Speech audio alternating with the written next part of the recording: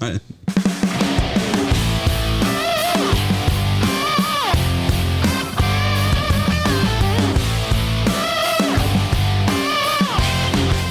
Ooh, welcome into Between the Pylons. I'm John Camacho. And this is Jacob Waters. Man, it actually hurt to say welcome into Between the Pylons. Like, my back is, like, still a little aching a little bit. Injured, man. Man. It's time to let the people know. All right. So, well, I guess we'll start there. Let's set up the pod a little bit here. We're going to do our normal, regular pod. We're going to kind of do things off the cuff. Jacob has a shot bet that he's got to pay up. We're going to have a little bit of fun on the regular pod. And then we are going to do a separate pod that just focuses on all the prop bets and everything. So we're cutting it into two videos, but it's basically one pod. We'll have them both up on the podcast and on YouTube and all that. So that's the plan. Yes. Before we get to anything, I'm gonna let you tell the story because I've told the story about 100 times already. Yeah, I mean, talking about plans and how things go. So John and I on Friday, this past Friday, this comes out on a Wednesday, is that right? So yeah, whenever. Yeah, it was on a Friday. We get off work pretty late, and we like to go to the gym. And we like to. We go, and we were there sitting at a red light right off the interstate, and saw a drunk driver comes flying in at about 60, 70 miles an hour and absolutely smashes John. I mean, like, I thought it was over. I'm sitting in the lane. Everything goes in slow motion. And I'm on the phone, and I was like, I got to go. Like, something bad just happened. Boom, gone. I run across, help John get out of the car. It was this whole thing. He had to get, the ambulance came. I thought you were gone. I'm not even going to lie. Like, in all seriousness, I thought you were dead at the hospital. I tried to make sure that you were dead, and they wouldn't pull the plug. I was very adamant, like, fucking kill him. I'm good. He's done. Yeah. It's over. He goes. I get this whole thing, and all of our 1,004 followers. Yeah. I'm prepared to take it. I'm ready for this. This is my inheritance. It's my natural right. But you're here. I'm here. We're good. Still your back hurts a little bit. The car is messed up. Yeah, it's totaled. It's gone. Drunk driver. Don't drink and drive ever. Don't be an idiot like that. If you do, though, we've learned, walk away from the scene. Yes. That is the advice I can give you, because this dude walked off the scene and cops just couldn't find him. And now he no longer is facing a DUI charge because since he walked away, his charge now gets relegated to a hit and run, which is way less bad. Apparently, we're talking misdemeanor versus felony. Yeah. So yeah, if you're gonna drink and drive, be smart. Leave the scene. Yeah. That's what you learn from Between the Pylons. Just get out and be like, I'm gonna walk away from this. I just don't want to be here anymore. That's what he did. He got out, saw what he did, and went, not my problem. Yeah. Or he left the car too. Someone else. Yeah. He left everything. He's gone. So yeah, that's a whole thing. It's gonna be interesting to see how this whole thing plays out. I stopped him. You stopped him for a second. Yeah, I stopped him. Yeah, and I grabbed him. And then you had to go grab me for some reason. Because you stood up and started walking off away from the scene. I wasn't walking. I was just pacing. You were like holding your ribs. Bro, it hit me so hard that my shoes fell off. Yeah. Like, I was wearing shoes in the car at that red light. And he got hit from behind. He got hit in the rear. Yeah, I got rear-ended. So hard that it knocks the shoes off of your feet in the front. Yeah. It was wild. You don't see that a lot. No, yeah, it was a good one. My back still hurts pretty bad. Other than that, I'm okay. There's some pain here and there, but I'm not going to talk about that on the pod at least. They don't care about you. It doesn't matter. Let's get to, I don't know. Is there any? The only other thing I want to point out is, I think I'm a better drunk driver than that guy.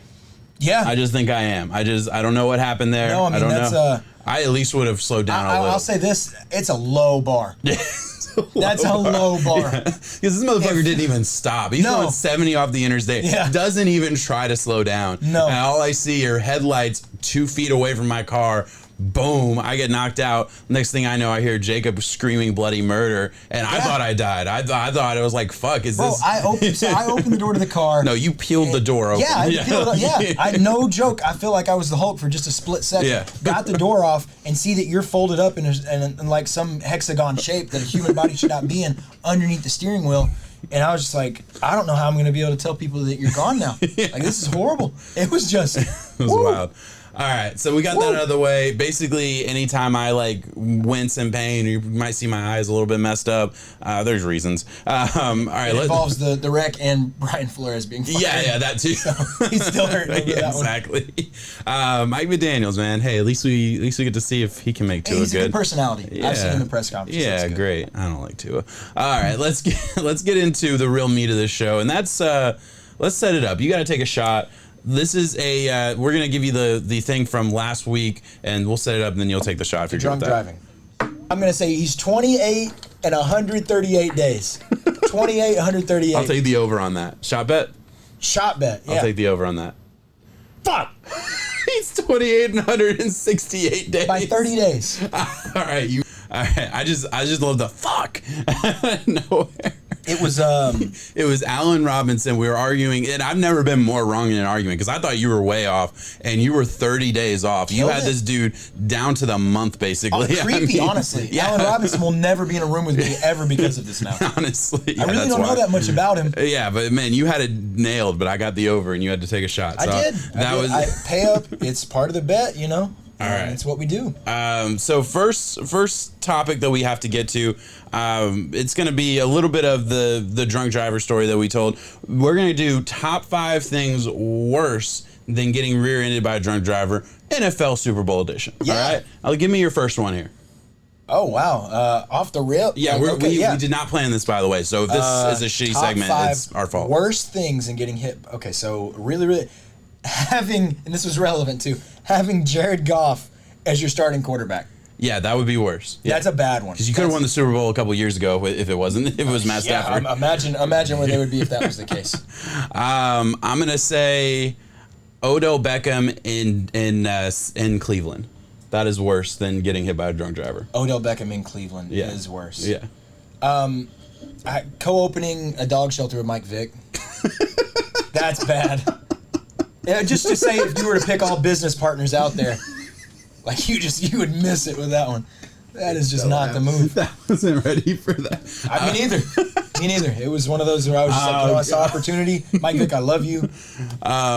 Yeah, Matt Stafford's first 10 years of his career in Detroit. Yeah. God, man. Sorry, I'm taking shots. It was 12 years. Yeah. The majority of his time. Honestly, his back hurt worse than mine did at certain points. That dude took a beating in Detroit. What are we at? We need one more? We need one more. Man, there's a lot of different routes we could take with this. We can keep going. If you have more, it doesn't have to be 5. One that came to my head right away would be like your daughter dating Antonio Brown.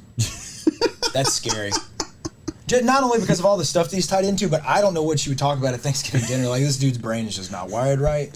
Man, I mean, honestly, your daughter dating Odell Beckham, too, because we know what he's into. Oh, listen, you can be at freedom of whatever No, of course, you can totally be into it. But imagine being the dad knowing, my daughter gets shit on. Yeah. Like, that would suck. It's not, yeah, you got to look that man in the eyes and shake his hand. Yeah. But,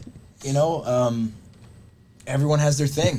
And Odell Beckham. We don't kink shame in this house. No, we never kink shame. But I guess there's a caveat for defecation. Well, no, it's not even a caveat. It's just I'm specifically thinking, like, I'm putting myself as a father figure of my daughter. You raised for 18 years. You let her go out on her own. Yeah. Strong, independent woman. And now get shit on. I don't know. There's just something about that would hurt me a little. Is that what keeps you up at night? Out of all the things in this world, not really. No trials and tribulations. I don't think about it. Like, I hope she doesn't get shit on. I hope she doesn't get shit on. There's differences there. It's actually the other way. I think about people that I hope get shit on. I guess is true. Is the way I go. That's true. All right, that's 5. I can't really think of any other ones. I'm sure there's a lot of good ones out there. There's some good ones in there. We had some relevant ones too. Yeah, we did. Jared Goff being the most prevalent, I would say. That is good. Sean McVay must. Oh my God, it aged him. He's what? 36. He is gray now. Yeah. 38, something like that. Yeah. Yeah. It's. The man has gone through some bad days with him. So this is something that I heard on a couple, I heard like Chris Sims talking about this. I've heard a couple people like in the know a little bit talking about this. And this is a total segue, by the way. We're off the 5 worst things. There's a theory that Sean McVay will retire if he wins the Super Bowl this week. Oh, that's a load, bro. I'm listen. This is a theory just because of the physical demand. I'm saying it's from the mental stress that he puts on it because he's a total grinder. And I wouldn't be talking about this if I haven't heard people in the know and people that know him mentioning the possibility. because I 100% thought it was a load too, like literally an Odell Beckham load. But I mean, the more I hear it, the more I'm like, and again, I'm not hearing it like this isn't like a report that's come out. It's not like Schefter's talked about this. It's just people like having theories and saying that this is a possibility. And I'm not even saying it is, but God damn, that would be weird. Okay, so the real way to look at it would be the stress that he does put on himself with this, and that's evident because I mean he was getting interviewed about 2 years ago from his GA days in Washington, like early on, and they were I don't know, that was a little slur. They were asking him different plays, and they were like 3rd and 4, 8-minute mark, Washington versus Baltimore. What happens? He nails the play. Like that type of stuff. That's Rain Man. I remember type seeing vibes. that. Yeah. So I guess if he does retain all that, and he also retains all of the bad plays that he's had to witness from some of those guys, Jared Goff primarily, I could see where that ages you a little bit more. But there's no way that the Rams are primed, locked, and loaded to have him for a That's long, the long argument. time. It's like he could at least be there for the next like 5 years and win 3 more Super Bowls. Like I'm not saying he will, but like it would not surprise me. They're ready to go. It's weird to think about the window for a coach and like a Belichick era. You know, he coached for 15, 20 years. You could still do that same thing, just so happens to be at the early part of your life, and go retire off into the sunset. You don't have to be old just to be successful. I mean, and he could still work. He could get any TV job he wants immediately and be loved by just about everybody. He won a Super Bowl, so the fans are going to love him. Everyone's going to love him. And I don't know. I'm not saying it's going to happen. I'm just saying I just heard that, and I kept hearing it from, a couple different people. I'm like, I'm just curious what your thoughts were. So I'll leave it at that. I don't think so, though. Man, Super Bowl this Sunday. Rams, Bengals. We got to talk about it. Oh, sorry. We got a little dude. I wanted to bring the bingle on the podcast. Yeah, 11 minutes. You were saying he'd come at 12. I said he'd hit me up at the 12-minute mark. Look at that. He's a good little kidder. That's Copper there. We got our Copper cat in here.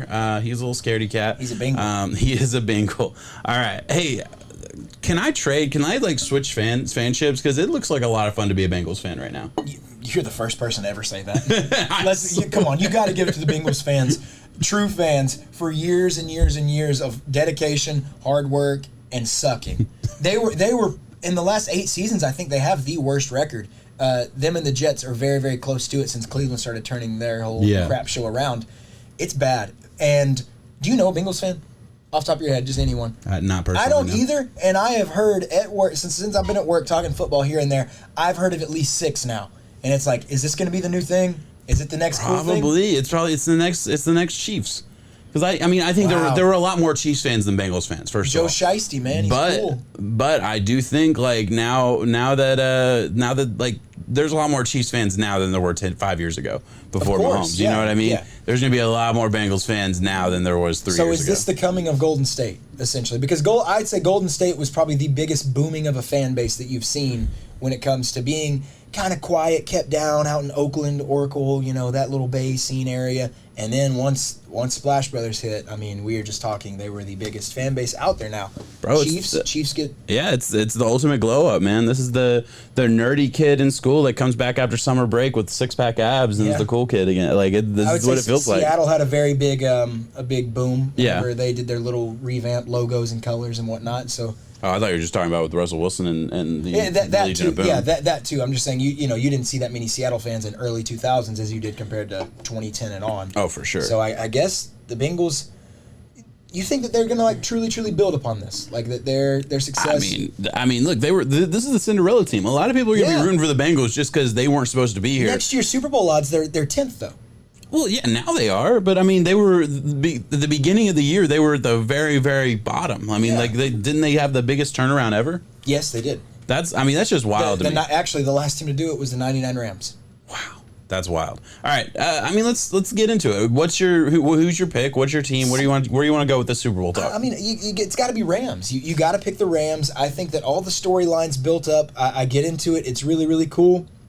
At the end of the day, I can show you 3 different games that the Bengals should have lost. Mm-hmm. As a result, I'm tired of having to be a hater. I don't like having to do it, but the Bengals could have easily lost that game to the Raiders. Very, very easily. Bro, I'm just saying, you look at the playoffs, both of these teams have had the exact same thing happen in every game of the playoffs so far, right? Rams go up early, kind of flirt with a team coming back against them. Obviously, against the Cardinals, there wasn't really that threat, but the Cardinals put together a little something in the fourth quarter. But again, not really a threat. But the Patriots almost came back against them, and the 49ers almost came back against them. Both times they've not Patriots. Oh, I said Tom Brady. Yeah. Okay. Well, let's. Oh, wrong one. I fucked up. That's our new fuck up sound. That's my bad. All right, 1-0. Yeah. But yeah, so that was their whole thing, and then the Bengals.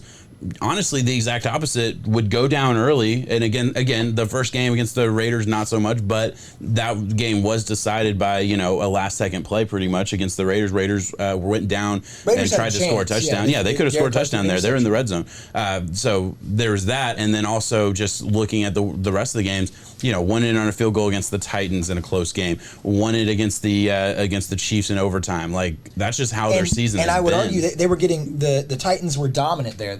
It was Ryan Tannehill and his poor choice making, for whatever it is, won't go deep into it, but that's the reason they were able to hang in that game. And the Chiefs were dominant, too. And the Chiefs were up 21-3. They should have rolled over them. And all those weapons just could not do anything in the second half. Props to the Bengals for handling adversity and being the team to capitalize on that. I'm not trying to take it away from you. You're at the Super Bowl. I respect it. I'm just saying the Rams, top to bottom roster-wise, what position group do the Bengals have over the Rams? Wide receiver? Man, you want to say Cooper Kupp and Odell. Yeah, can you really? I mean, that's a tough comparison, and I could list arguments on both sides because because I mean, obviously it's top three versus top three, and that's tough because Cooper Kupp he got all three records, right? He's a triple crown, right? And then OBJ has been killing it there. That's fucking tough. It just depends. I mean, Jamar Chase and what he's able to do is incredible. The Rams' offensive line takes the cake. Joe Mixon's a better running back, so you can give him that. Yeah. As good as Joe Burrow is, I'm sorry he is not better than Matt Stafford right now in this game at the moment. He plays phenomenal at times, but I mean, I think it's disrespectful to Stafford and the longevity of his career to say that a second-year Burrow, technically first-year Burrow, because we didn't even get to see him into the season. Yeah. That you can't say that yet. Yeah. So is this a blowout? Are we setting up for a bad? Because we've had such a great playoffs. Exactly, and it would only be fitting for it to be great, and I hope it's great. I don't want to see a blowout. No one wants to see a blowout. Mm-hmm. I want to see the Rams win, though. I think they have a lot of deserving guys. And like you said, like we talked before, if the Bengals are primed and ready to be this next coming of a team, AFC powerhouse, if you will, they have time to do it. A lot of guys on the Rams don't. I want to see the Rams. Man, we can say that, but like, how many times have we seen second-year quarterback or second-year starting quarterback for a team, a budding superstar, win it early, right? No. Like Russell Wilson did it, Aaron Rodgers did it. I know he sat the bench for a couple years there, but his second year that he was actually playing, he won the Super Bowl. Big Ben did it. Tom Brady did it. Patrick Mahomes made it. Patrick Mahomes did it too. Yeah. He made it the first year, won it the second year. They did. He lost the AFC Championship against the Patriots and then came back and beat the Rams. Beat the 49ers. Yes. Yeah, it was the 49ers, yeah. So Patrick Mahomes did it. I mean, history repeats itself, man. I mean, I'm just saying, because I do agree. So you're like, on paper... Bengals, On paper, it should be the Rams because you're right. I can't think of a single. But you're right. On paper, it should have been the Titans. On paper, it should have been the Chiefs. So on paper doesn't work for Joe Burrow right now. No, bro, and he's on fire. There's never been a Heisman, rolling. National Championship, and Super Bowl winner. Bro, there's going to be records either way because if Matt Stafford wins it, when's the last time a quarterback wins the Super Bowl and that quarterback's college won the national championship? Yeah, I don't think that's ever happened. It hasn't happened in our lifetime. I don't know if it's happened before then, but I was kind of going down the list. Like I mean, really, you just look at Alabama. Okay, no, and then they'll go from there. But yeah, it doesn't happen often. I'll call you out right here for a shot bet. When was the last time two number one overall picks, quarterbacks, faced off against each other in the Super Bowl? Oh shit. Okay, in my lifetime? Yes. Can I not go? Work through it. You'll work through it and you'll figure it out. I mean, there's Cam Newton, Peyton Manning. Good job. Damn, I got it. Good job. Bang bang. You did good quick. That's tough because the thing is you can write off all of the Tom Brady Super Bowls, so that's half of them right there. Yeah, that's the truth. That is I was just trying to think of the last time I remember Tom Brady not being in the Super Bowl, and I knew it wasn't Mahomes either. So it's also wild to think that the success rate behind picking 1.1 quarterback. Yeah. It works sometimes, and we can show you where it does. But there's a lot of other times where those guys never even make a Super Bowl appearance. Yeah. Matt Stafford was number 1, right? Yes. Yeah, because that was after their 0-17 that's what this was. season. Was Stafford? Well, yeah, Stafford won 1, Burrow won 1. Yeah. I was trying to. I figured, but Stafford was drafted so long ago. I couldn't remember for sure. He was. That's wild, man. So based on the theory that I put out, is it fair to say that the lock of the game in this game is betting first quarter Rams? Lock of the year. I do agree with that because the Rams hot start, the Bengals late, being able to adjust, it lines up. Yeah, Rams going to jump on them early. Everything in my heart says this is a blowout against the Rams, or like the Rams blow the Bengals out. It could be a lot for the and then I just look at everything and I'm like, no, the Bengals haven't let a blowout beat them all year, or really not all year, but certainly all playoffs. They've been on a fucking roll. They always find a way. They've been really rolling since week 16, and I mean they have not slowed down. They have. For week 17. The Mattress Matt guy put $4.5 million on the Bengals to cover. $4.5 million. I guess I just don't got the kind of money. I don't know. That seems like too. Because I couldn't equate that to. I guess I don't know how much that dude has, but like even he's a billionaire for sure. Oh, is he a billionaire? He's a billionaire. Then with a B. Yeah. Oh, yeah. If he's a billionaire with a B, then a couple million's nothing to him. Yeah, that's true. But I guess because I'm thinking like, what is that in my money? I have a couple $100, so like I guess $20 is a real bet. A grand on it or something. Being like, I'm sweating it. No, it's not even that. I don't think. I'm doing coin toss money. You are? Yeah, I'm gonna put. What are you taking? I don't want to talk about it yet. You want to talk about it? I've been talking to people, really, really close around me, being my cats. And what kind of if you've been talking to people, there's a lot of strategy. I was going to say, what's the strategy behind this? I've been watching a lot of film, trying to just delve into it, but not overthink it, because it's one of those things. If you overthink it, I'm already beating myself. Bro, I got to stay calm. I got to stay poised. And when I see that ref out there and I see the way he's holding it, I'll know. I think you're already overthinking. I think I'm overthinking it after you just mentioned it. No, listen, as you can tell, I haven't put any amount of thought into this either. I'm just here for the bet, All right, hey, tails never fails. I wish you wouldn't have said that. That one rhymes. I wish you wouldn't have said that. I was going heads. Damn. No, honestly, bro, my luck has been so bad all off season or all NFL season in real life and in gambling that I desperately want to find a way to reach Pat Mahomes. He does not lose coin tosses. He loses games in overtime, but he does not lose coin tosses. Well, he lost the coin toss against the Patriots. Year 1. That's true, but this year he's on fire. He has been killing it this year. Yeah. Okay, fair enough. I'm feeling heads. 200 on heads. Bro, I'll do 200 tails, and then whoever wins can give the other person $100. I just feel like we're losing. Yeah, we're both losing there. Yeah. I want to make the gambling company hurt. That's every day is just trying to chip away at that. All right, look. So I'm on Action Network. I'm gonna see if there's any like bets on like what is there any information on who's betting the I doubt coin it. Toss. I doubt it too. I did see something on TikTok. There was a guy saying what the company wants us to do is be split down the board because they're really not going to be losing that much money on this. You know? Because if it's so and so, it's like 55 to 45%. But if we all attack one, you can make them hurt for that. So he was saying go tails. Bro, all the expert picks are on the Bengals right now against the spread. Obviously, it's wild to me. I just don't. Who's going to stop Aaron Donald? Like, if we're going to get into this game realistically talking about you're right. Because you look look at stop Von Miller as your number 2. Look at what the Titans did to that. D'Amico Autry. Well, I mean, Jeffrey Simmons and Harold Landry were the good. But like, I would sit here and argue, Jeffrey Simmons. People don't know his name. He's a top 3, top 5, D tackle in the league. Like at the minimum top 5. I would argue top 3, and he doesn't. Nobody gives him any credit. Aaron Donald's number 1. And it's not close. So Aaron Donald can do anything that Jeffrey Simmons can do. I'll put money on that. And the attention that he's going to demand versus what Von Miller gets. And then Von Miller, aged a little bit. But, dude, you're telling me for one game, I'll take Von Miller over Harold Landry any day. So I'm like, man, this D-line should be better, will probably be better. And that offensive line is going to struggle. Yeah, and I would honestly bet the under on the Jalen props. I really would. It'd be hard. Talking about, or on the Jamar Chase props. It would be tough. I understand. Like it's really hard to bet under against a great wide receiver, but his line's got to be in like the 80s, and if it's in the 80s, I take the under on that. Like just because I know who's covering him. Yeah, Jalen's going to be on him, and I think he's going to take away the top for sure. I mean, I look at it when Jalen played Devontae, and good coaching was able to scheme Devontae open. They did a lot of motion behind the lines. They would get Jalen having to run from all the way right to left, going over the top, traveling over the defense, and they would get short, quick passes. He's going to find ways to get him his yards and get him his touches, but I think it's really going to take away the the it factor from it, knowing that big playthrough. It's gonna have to come in another area. Yeah. Jalen's not getting beat for that. I do agree.